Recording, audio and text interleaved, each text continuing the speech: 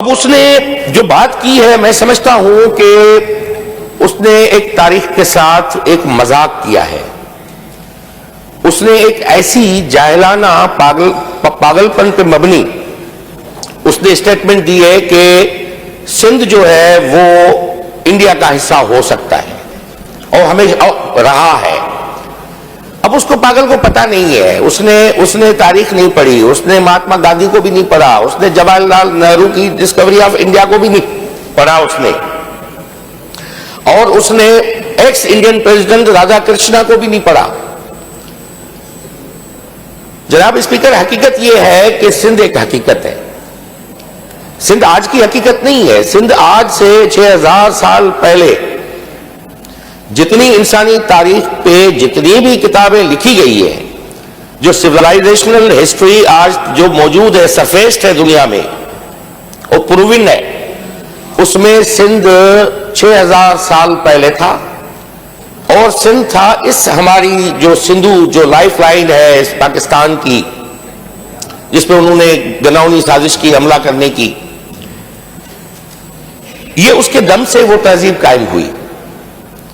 और दुनिया का पहला किताब ऋग्वेदा वो इसी सिंधु के किनारों पे लिखा गया। और उसी ऋग्वेदा में, जिसपे बाद में हिंदू मजहब कायम हुआ, मैं आपको थोड़ा ये 1 मिनट में बता रहा हूं कि हम इस कॉन्टेक्स्ट को समझें कि उस पागल को हमें इंटरनेशनल फोरम पे हर जगह जवाब देने के लिए हमें हमारे पास मवाद कितना है। ऋग्वेदा में लफ्ज इस्तेमाल हुआ है सिंधु, सपत सिंधु, जो पहला किताब है जिसकी बुनियाद पे हिंदू मजहब कायम हुआ। सपत सिंधु यानी 7 दरियाओं का देश, जिस सिंधु के बुनियाद पे बाद में वो सिंधु लफ्ज चलता हुआ जब पर्शियंस आए 6th सेंचुरी बीसी में, पर्शियन का रूल यहां पे स्टार्ट हुआ, तो उन्होंने लफ्ज उन्होंने प्रोनाउंस किया हिंदू, सीन की जगह पे उन्होंने प्रोनाउंस किया हिंदू। हिंदू हिंदू उसकी बुनियाद पे मजहब कायम हुआ, जो बेसिकली अगर आज ये क्लेम करे मुकेश चावला और हमारे दोस्त महेश और ज्ञानचंद ईसरानी कि वो ये हिंदू मजहब नहीं, ये सिंधु मजहब है, इसी के बुनियाद पे हिंदुस्तान नहीं वो सिंधुस्तान बनता है। भाई नेहरू ने लिखा है डिस्कवरी ऑफ इंडिया में, India is derived from Indus. तो उसके बाद जब ग्रीक्स आए तो ग्रीक्स ने उसको कहा इंडू, इंडू से उन्होंने किया इंडस, और India is derived from Indus. ये हिस्टोरिकल फैक्ट है। मैं कह रहा हूं कि आप अभी भी देख सकते हो कि India is derived from Indus, not Indus is derived from India, जैसा आज हम सिंध की बात कर रहे हैं।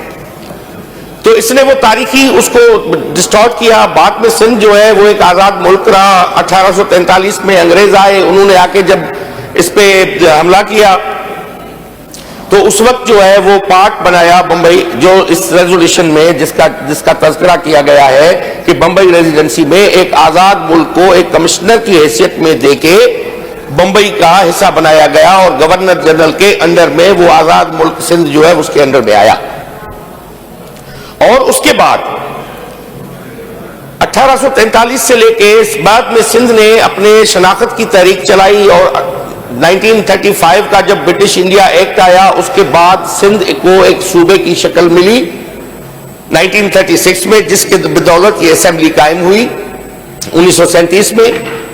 और बाद में 1843 में इसी असेंबली ने वो रेजोल्यूशन पास किया पाकिस्तान के हक में, इसी सूबाई असेंबली ने रेजोल्यूशन पास की 1943 में। तो इसका कॉन्टेक्स्ट ये है कि उसको ये पता ही नहीं है कि वो एक तारीख के पहलू को मसक कर रहे हैं। आज मैं आपको एक बात यहां पे, जितना छोटा सा मैं तिफले मकतब हूं, जितना मैंने थोड़ा बहुत पढ़ा है जिंदगी में, आज का पाकिस्तान हम कहते हैं वादी सिंध है, जो कश्मीर से लेके केटी बंदर तक है, मगर हमारे कुछ पार्ट टूटे हुए हैं। आप अभी भी गूगल करके देख लें कि धोलावीरा इंडस वैली की साइट है। इंडस वैली सिविलाइजेशन सिंधु सभ्यता की, सिंधु तहजीब की तारीख है या किसी और की है, वो इंडियन गुजरात में मौजूद है। आप लोथल को अभी गूगल करके देखें कि लोथल गुजरात में है, वो इंडस वैली की सिंध का हिस्सा है या किसी और चीज का हिस्सा है। आप अभी वो गूगल करके देख लें कि आपका जो काली बैंगन है राजस्थान में वो वादी सिंध हाकड़ो तहजीब वो गागर रिवर तहजीब का हिस्सा है या किसी और का है? आप हरियाणा का जो राखी गढ़ी है आप उसको गूगल करके देख लें कि वो इंडस वैली सिविलाइजेशन की साइट है या किसी और की है। अगर ये बात बनती है तो हम कहते हैं राजनाथ को कि ये राजस्थान, गुजरात और हरियाणा वादी सिंध के पार्ट है, हम क्लेम कर सकते हैं तारीखी बुनियादों पे, आप नहीं कर सकते सिंध के बारे में। आपको तो पता ही नहीं है। आपने वहां पे बैठ के एक पॉपुलर स्टंट के तौर पे उसको इस्तेमाल किया कि हम जो है हमदर्दियां गेन कर लें कि हम सिंध को अपना हिस्सा बना लेंगे। भाई सिंध एक आजाद मुल्क था, बाद में सूबा बना, अपनी मर्जी से सिंध जो है वो पाकिस्तान में एक रेजोल्यूशन के थ्रू शामिल हुआ था। आज जो जुल्म उन्होंने ढाए हैं वहां पे जो हमारे राजस्थान में, गुजरात में, आपके हरियाणा में जो हमारी मुस्लिम जो वहां पे आबाद है, जो सिंधी आबाद है, मैं सिंध से कहता हूं, मैं सिंधी जो लोग वहां पे सिंधी स्पीकिंग आबाद है, उनके साथ मोदी ने जो असर किया था गुजरात का जब चीफ मिनिस्टर था, जिसको बुचर ऑफ गुजरात का नाम दिया गया, उनके साथ क्या असर हुआ? आज कच्छ भुज में चले जाओ, आज बनी में चले जाओ, सिंधी स्पीकिंग वहां पे बोलने वाले बैठे हैं।